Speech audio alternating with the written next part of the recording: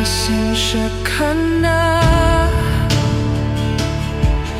Hindi kita gusto, sinasabi ko na nga sa'yo.